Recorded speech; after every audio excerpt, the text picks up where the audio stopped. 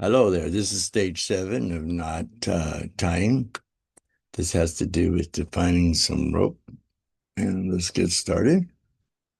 Let's see if we can go to that page.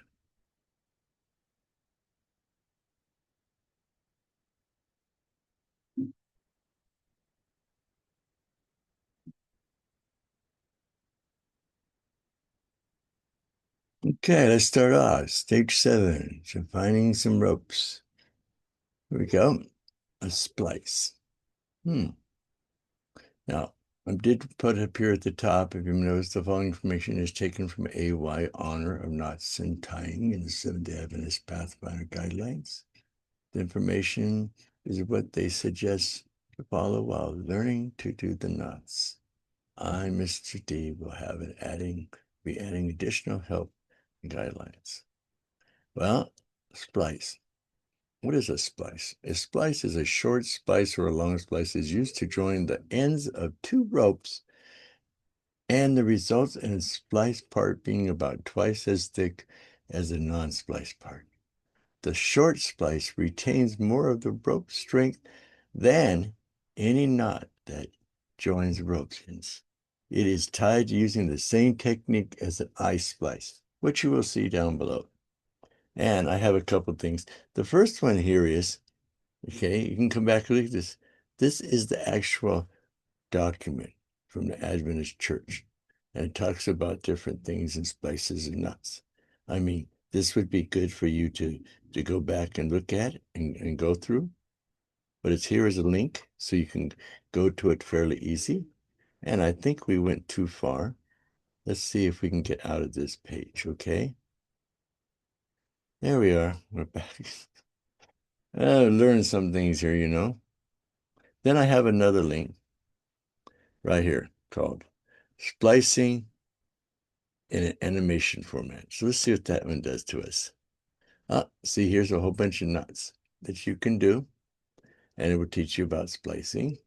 Now, this page is an informative page, the page that is to help you learn how to do these things, okay? Then I have another link, one more link here on a splicing guide. As you can see, it's going to come up with some information on how to splice. So let me scroll down here a little bit. And as you can see, it has different kinds of splicing techniques. Now, we're going to go through these things when we're asked to do the following down on knots. Right now, this is an information base for you to go out and to check how these things are done. Right now, that was a splice. Well, I splice, what is an I splice? I splice is used, the I splice is the best method of creating a permanent loop in the end of a multi-strand rope by means of rope splicing. The end of the ropes are tucked, planted back into a standing end to form the loop. Originally, this slice was described with each end being tucked only about 3 times. When the splice was made in terry hemp or cotton, this was reasonably safe. With modern synthetic rope, 5 complete tucks is a minimum, and additional tucks are recommended for critical loads, probably because they slip, you know? Remember back there in the previous one that synthetics have a kind of a slipping where the raw old style ropes we're used to didn't. And again, see, here's another link. This link says it'll go back to the document, which is what for the Pathfinders, the original, just in case you have a question on this. But this is I splices. Now, how to tie an I splice? Well, it says here, the end of the ropes are first wrapped in tape or heated with a flame to prevent each from fraying completely. The rope is unlaid for a distance equal to 3 times the distance of each tuck. For 5 tucks in a half-inch rope, about of 7.5 inches. Wrap the rope at the point to prevent it underwinding further. From the loop and plate the 3 end backs against the twist rope.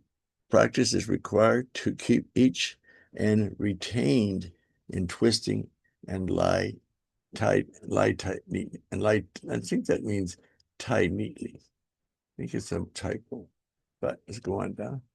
As you can see right here, It says iSplice. You see the picture? And it gives an animation too on that one too. So you could go out and you could see how to do this. See how it goes through it? Kind of describes it. I think if you play this one, see how this tucks through? I think these are good videos. I think hopefully they stay, resident though, we keep hitting, I think, that too much. Hopefully stays in the internet so we can use it.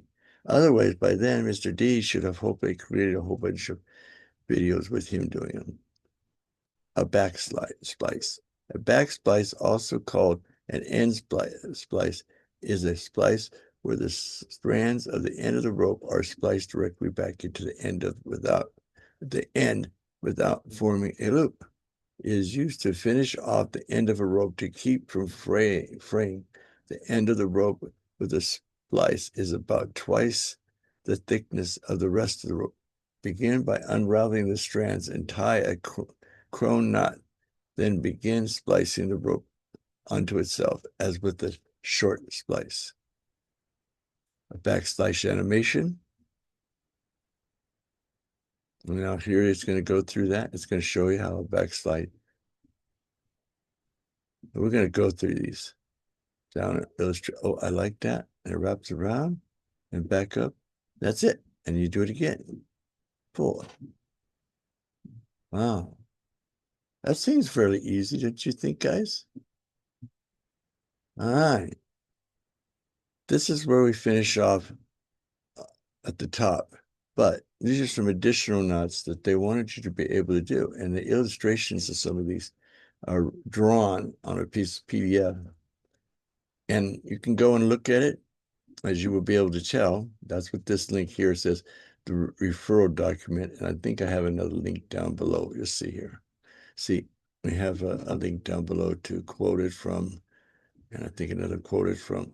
Those are all taken out of the Pathfinders, which is kind of vague. There's a lot of things missing out of this. Well, the crown, a double crown is used to note is decorative knot tied on the end of a laid rope to prevent it from unraveling. How do you tie it? Tie a crown knot in the end of the rope. That's pretty easy. Pull the 3 strands upwards away from the standing part and tie another crown knot. Common whipping. Well, that was pretty straightforward.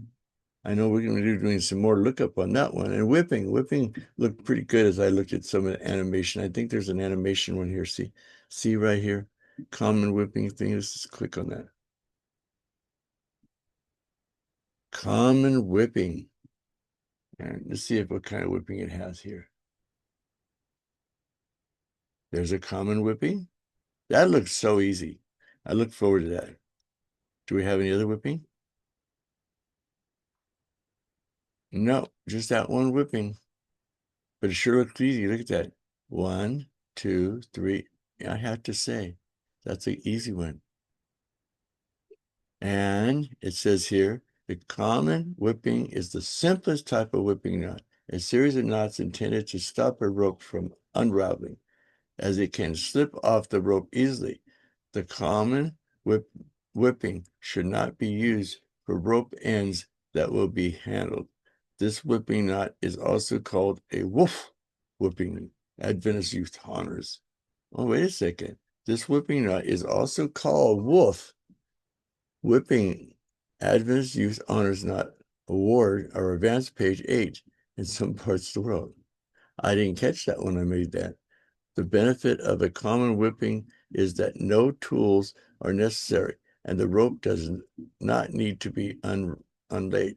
The problem is that it will slide off the end of the rope with little provocation. Other whippings avoid this by interweaving the whipping with the strands of the rope and creating friction with strands to avoid slipping. Normally, a natural fiber rope is whipped with twine. The size of the rope dictates the size of the twine. Any twine can be used, but terry to strands of hemp is preferred because they're rough, An artificial Fiber ropes should have their ends fused by heat rather than whipped to prevent unraveling. How to tie? The rope should be whipped a short distance, 1.5 times the diameter. Lay the head of the twin along the rope. Make the bite back along the rope. Begin wrapping the twine around the rope and bind the twine securely. Wrap until the whipping is 1.5 times wider than the rope is thick. Slip the working end of the twine through the bite. Cut the twine flesh with the edge of the whipping and the rope in not less than half its width from the whipping to give the rope end a finished look. Wow. And is that shown on in our demo? Oh, yes, that does. Remember how I said that looked like a pretty easy one? See how it shows it there? I think so. Look how I can't point to it. It's kind of hard, you know, I'm here in this but you see how it comes around right there at number 1. It comes back around over, then it wraps and it wraps and wraps until it gets to almost the end. And it goes. This should be a really easy one, my friends, to learn. I mean, we shouldn't have any trouble. Okay, and the next knot they have, and there's some drawings that you might find that are here. They're not here during this lecture, that are on the PDF. But I think that when going through them descriptively and showing you a video might be easier. Those drawings were kind of hard. If you want to go and look at them on the PDF, you can, but they're a little bit hard to follow. The Matthew Walker's knot. Wow. Matthew Walker knot is a decorative knot that is used to keep the end of the rope from fraying. It is to tie by the unraveled strand twisted rope, knotting the strand together, then laying up the strands together again. It may be also tied using several separate cords, in which case to keep the cords together in a bundle. How to tie? Let's see. How to tie. A Matthew Walker knot is tied in a circular bundle of any number of strands. To tie the knot and take each strand and form the loop around the rest of the bundle. Then pass the end through the newly formed loop to form an overhand knot. He then moves the next strand over, moving around the bundle in the direction he passed the loops.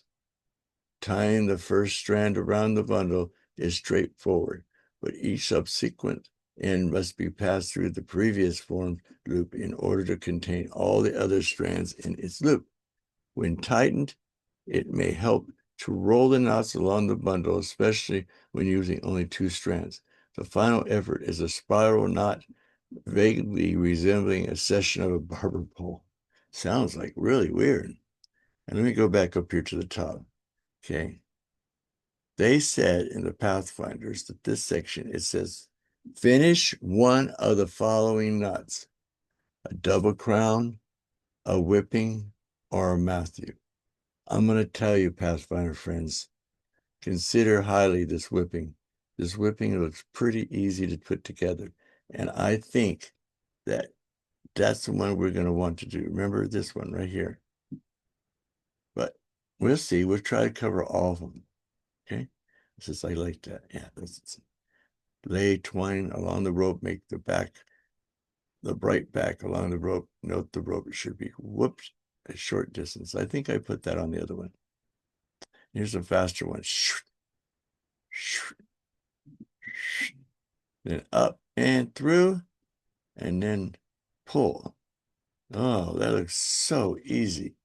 Well, I believe that was the end of this help section, which was stage 7. Do the following. So these samples that we're going to be going through will be on the videos at the end. And we'll have to know when we're doing the knots. So you might want to review this information so you'll be ready for the next section, which, as I said, should be section 8. Well, you can come out of here, going on my little cubby hole. So I hope to see you there. Remember, God loves you. Amen.